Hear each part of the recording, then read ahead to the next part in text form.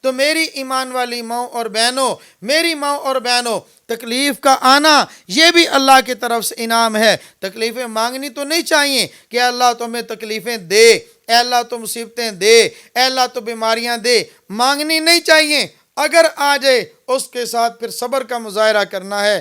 اللہ کے سامنے ہم نے رونا ہے، گڑ گڑانا ہے، اللہ کی طرف رجوع کرنا ہے۔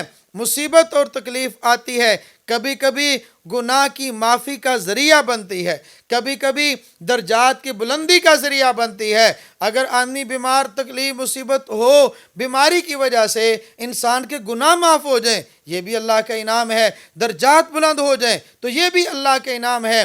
اصل میں یہ ہے، ہم تو بھائی کمزور ہیں، ہم تو کمزور ہیں، ہم تو ناتواں ہیں، ہم اللہ رب العزت سے مانگتے ضرور ہیں، اے اللہ ہم اس قابل نہیں کہ تو ہمیں آزمائے، اے اللہ اس قابل نہیں ہمیں تو صبر والا بنائے، اے اللہ تو ہمیں شکر کے راستے سے جنت میں عطا فرما دے، اے اللہ ہمیں شکر والا راستہ عطا فرما دے، نعمتوں والا راستہ عطا فرما دے۔ لیکن میری ماں اور بہنوں، اگر کوئی تکلیف، کوئی مصیبت، کوئی بیماری آ جائے، صبر کے ساتھ اس کو سہ لیا جائے، برداشت کر لیا جائے، پھر اللہ کی طرف رجوع کر لیا جائے۔